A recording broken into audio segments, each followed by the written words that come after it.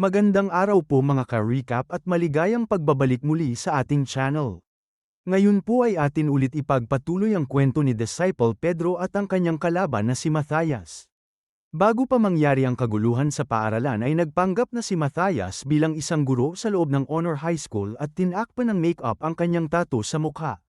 Binyantaan niya at ginamit ang asawa ni Ginoong Lee o kilala bilang si Mr. O. Sinabi ni Matthias sa kanya na ang Glory ang magbabayad ng gastusin sa ospital ng kanyang asawa. At ang pinakamahalaga sa lahat, kapag sumunod lamang daw siya sa utos niya, sisiguraduhin niya ang kaligtasan nito. Hindi makakibo si Ginoong Lee at kita ang panginginig sa katawan niya. Walang ano-ano biglang napatayo si Ginoong Lee na tila ba kinikimkim ang galit. Hindi siya nag-alinlangan at agad na lumapit kay Matthias. Kita sa paligid ang mga bomba na tinanim ni Matthias. Tinanong siya ni Matthias kung hindi daw ba niya gusto ang kanyang alok. Pero biglang nagseryoso ang mga tingin ni Matthias. Biglang lumuhad si Ginoong Lee at nakiusap siya. Kapag daw sinunod niya ang kanyang mga utos, nakikiusap siya na sana daw ay wala siyang saktan o patayin sa paaralan na ito. Tinawag niya si Ginoong Lee bilang si O Guangyu. Hindi na daw kailangan na makaramdam siya ng guilt.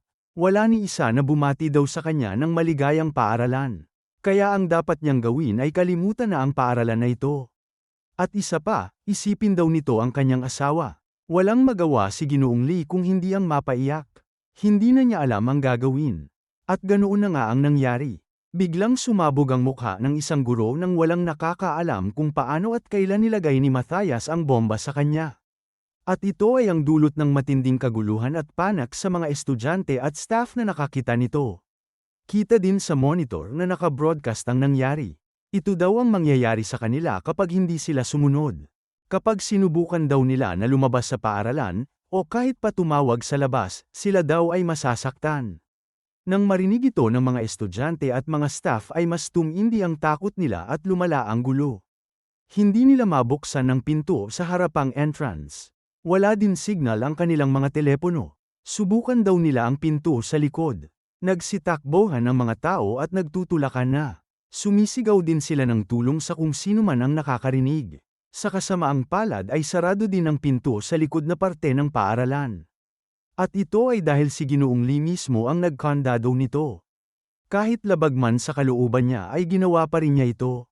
Matapos niyang isara at ekandado ang pinto sa likod ng paaralan ay bumalik siya paakyat gamit ang mga bintana ng gusali.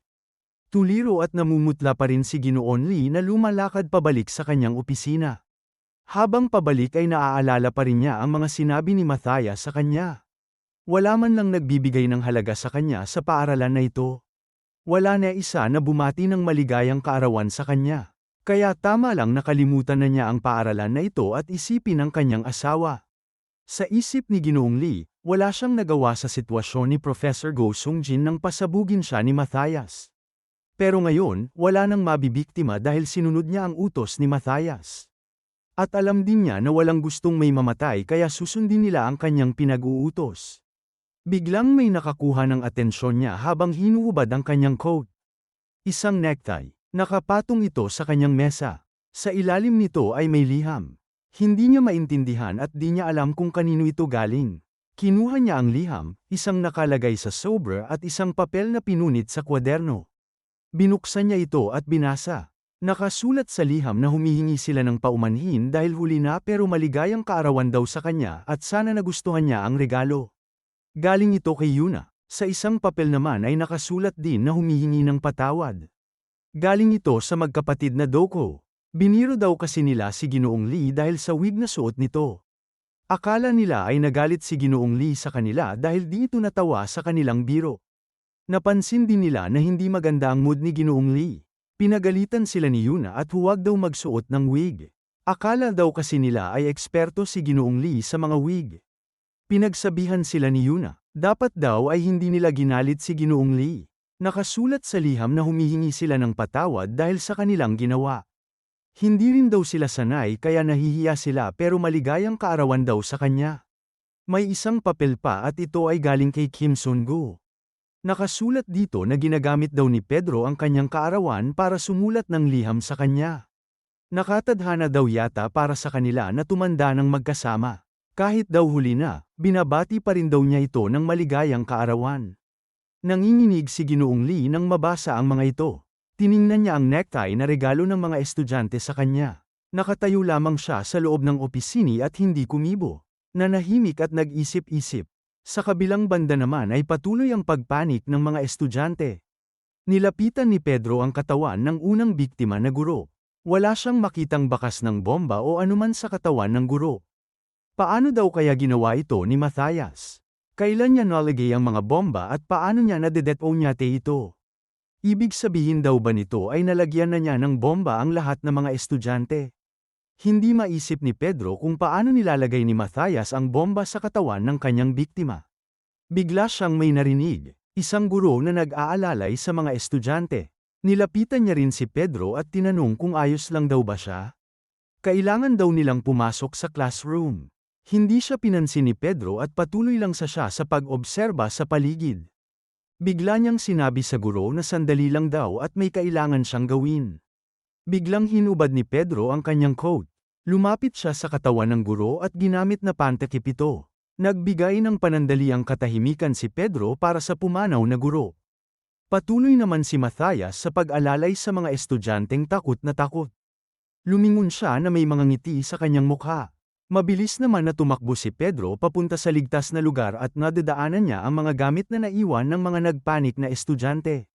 Sa isip niya, pag marami ang bilang ng bomba na nakatanim sa mga hindi niya alam na lokasyon, hindi niya mareresolba ang sitwasyon na ito. At dahil may kakayahan si Matthias na pasabugin ang mga ito sa anuman oras na gusto niya, kahit saan man siya, ay kontrolado na niya ang buong paaralan. Kung ganoon, kailangan niyang mapasok ang grupo nila. At kailangan niyang makahanap ng paraan para mapigilan ang mga bombang ito. Sa harapang entrance naman ay nandoon ang leader ng Mapugang at sinasabi niya na prank lang daw ang lahat na ito. Mga siraulo daw silang lahat. Bigla niyang hinatak si Yeji at lalabas daw sila. Papakita niya kung ano ang tunay na lalaki. Babasagin daw niya ang pinto na ito. Bigla naman hamarang si Hang Doko sa suntok niya para hindi mabasag ang pinto. Ano daw ang problema niya? Bakit daw niya hinaharangan ang pinto? Dapat daw ay pinto ang tatamaan niya pero bakit si Hang Doko daw ang natatamaan niya? Sa isip niya ay napapahiya siya kay Yeji. Patuloy niyang sinasampal si Hang Doko pero hindi siya ginagantihan nito. Bigla naman na may lumapit at nagsalita. Sinabi na daw nila na bawal silang lumabas lahat. Bakit daw hindi sila nakikinig? Kung sino man daw ang bamalak na tumakas ay mamamatay. Isa siya sa tauhan ni Matthias. Nagtaka naman ang leader ng Mapugang kung sino siya. Anong cosplay daw ang sinalihan niya? Sinabi ni Yeji sa kanya na humingi na lang daw sila ng paumanhin at bumalik na lang. Humingi ng paumanhin si Yeji sa lalaking nakaputi at nakamaskara. Pero hindi pa rin nakikinig ang gang leader sa kanya. Tinanong pa niya ito kung siya daw ba ang dahilan kung bakit takot na takot ang kanyang babae pati na ang buong paaralan. Pero sa isip niya ay ito ang pagkakataon niya para mapakita ang pagkalalaki niya. Siya daw si Jiang Yisul, ang leader ng Mapugang. Agad niyang sinuntok ang lalaking nakamaskara pero napakabilis nitong gumalaw at umiwas. Isang iglap lang ay bagsak si Jiang Yisul dahil sa sipa na ginawa ng nakamaskara. Bagsak ito at wasak ang sahig. Agad siyang nawalan ng malay at sumigaw si Yeji nang napakalakas ng masaksihan nito. Nilapitan at inapakan siya ng nakamaskara. Ang baboy na ito ay magsisilbing halimbawa daw sa kanila sa kung sino man ang sumuway sa utos. At kung sino man ang magtangka na tumakas. Akmang susuntukin na niya si Jiang Yisul at sila ito na rin ang katapusan niya. Pero napatigil ang nakamaskara at lumingon. Ano daw ang gusto niyang palabasin? Pinigilan pala siya ni J. Doko. Sinabi nito na siya ay mga estudyante ng volunteering club. Napakahigpit at lakas ng pagkakahawak nito sa braso ng kalaban. Naramdaman agad ito ng nakamaskara. Iniisip naman ni Yuna kung ano ang gagawin nila. Hindi nila maaari na ipakita ang kanilang skills sa mga ordinaryong estudyante. Pinigilan ni Yuna ang magkapatid at pag-isipan daw nila muna ito. Pero sinabi ni Hang Doko na hindi na daw ito maiiwasan. Huwag na daw nilang isipin pa ito. Ang pagiging malakas ay may kaakibat na malaking responsibilidad. At para kay J. Doko, ito na rin ang panahon para gampanan ang mga responsibilidad na ito. Sinabi naman ng ibang estudyante na tumigil daw sila at baka mamatay daw sila. Wala nga daw nagawa si Jiang Yisol, sila pa kaya? Tinanong ng magkapatid kung handa na daw ba si Yuna. Kanina pa daw siya handa. Isipin daw nila ang kanilang sarili. Biglang tinapon ni Yuna ang rope dart sa kalaban hudyat ng kanilang pag-atake. Nakahanda na rin ang magkapatid. Mabilis lang itong naiwasan ng nakamaskara. Pero nagulat siya dahil sumunod din na umatake ang magkapatid. Nahuli ni Jay Doko ang dalawang paa ng kalaban habang umatake naman sa taas ang kapatid niya. Napakalakas na tuhod ang pinakawalan ni Hang pero napigilan ito ng kalaban. Sinundan din ito ni Yuna at tinali ang parehong mga paa ng kalaban. Tila napapalibutan na siya ng mga bata dahil umatake din sa magkabilang direksyon ang magkapatid. Pag natamaan siya nito ay siguradong katapusan na niya. Pero napatigil si Yuna sa nasaksihan. Nakawala sa pagkakatali ang nakamaskara dahil sa blade sa sapatos nito. Sila daw pala ang mga estudyante na naririnig nila. Ang mga D-rankers ng Glory.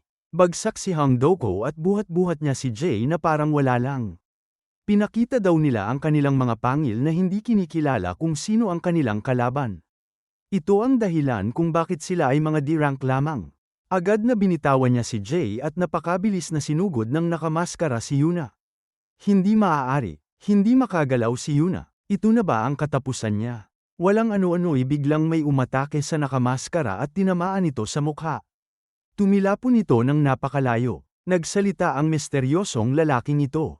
Hinahanap daw ba nila ang alamat ng Glory? Hindi ng Glory, kung hindi ang alamat ng Honor. Kung ganoon ay tama ang lugar na pinuntahan nila. Dahil siya si Pedro ng Honor. Abangan po natin mga ka-recap ang nag-iinit na mga kaganapan sa susunod na mga kabanata. Maraming salamat po sa panunood at sana po ay nagustuhan ninyo. Please like our videos po and also subscribe to our channel. See you soon. Bye!